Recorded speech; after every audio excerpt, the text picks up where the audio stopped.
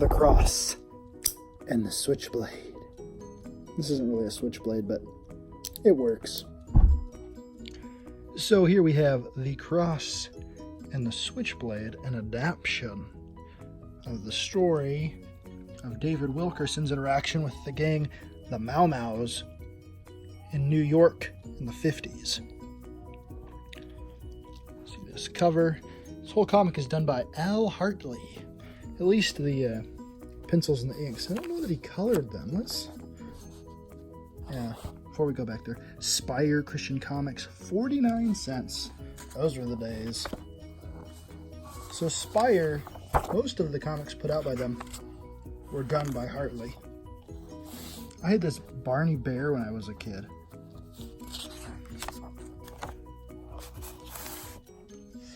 Alright, let's see. From Al Hartley, the concept, the writing, the art. What does that mean? He colored it? I don't know. Doesn't really say, it just says by Al Hartley. I wonder, probably not though, right? Anyways, let's look through this. Here we have an advertisement from Spire Books. So, I don't know much about Spire Comics, but it appears that Spire was I don't know if they still exist, a publisher of Christian books. Hal Lindsey, Oral Roberts, Charles Colson, Norman Vincent Peale. My word, that is a very eclectic group. Here you have a prosperity gospel preacher. Here you have a very, let's just use the word, the liberal individual on the power of positive thinking. Oh my word. You know, the power of positive thinking starts out with, have faith in yourself. I think that's the first line of that book. And then you have a Reformed Baptist, Charles Colson, who was, of course, famous for Watergate. All right, moving on from that. Let's talk about The Cross and the Switchblade. Al Hartley is really good. And if you don't know who he is, he worked for Marvel for a really long time. Basically the 50s and the 60s. He did mostly romance stuff. And he drew like one issue of Thor, apparently. But he never really got the hang of drawing. At least to his liking. He never got the hang of drawing superhero comics.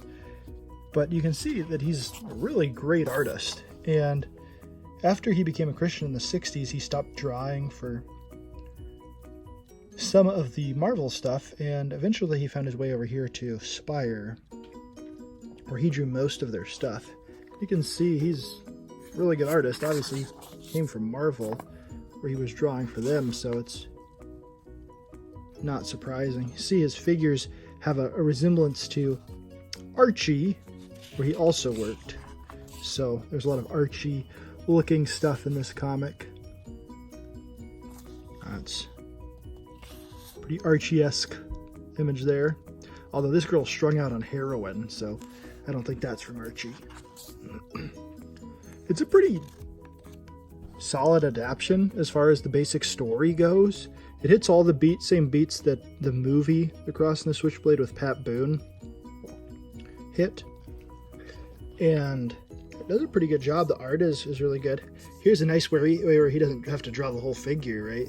He just puts a foreground image here, the sink and a coat on the wall, and then back here it suggests more space.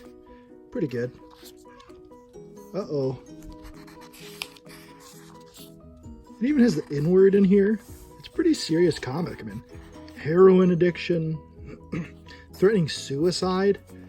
This is actually made at a time when DC is still abiding by the Comics Code Authority, and the idea of putting drugs and more serious storytelling stuff isn't exactly embraced by everybody. Wonder what the copyright is on this, if someone still holds this, the copyright to this. I'm sure they do.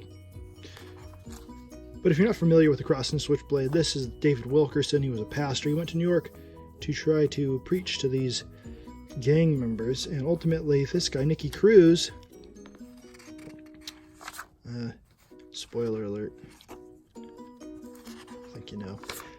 This is what I wanted to get to. This image here, for a guy that didn't like drawing superhero stuff, that's a really dynamic action shot. And look at this, there's no panels there. Some really interesting stuff in here. This guy was no slouch.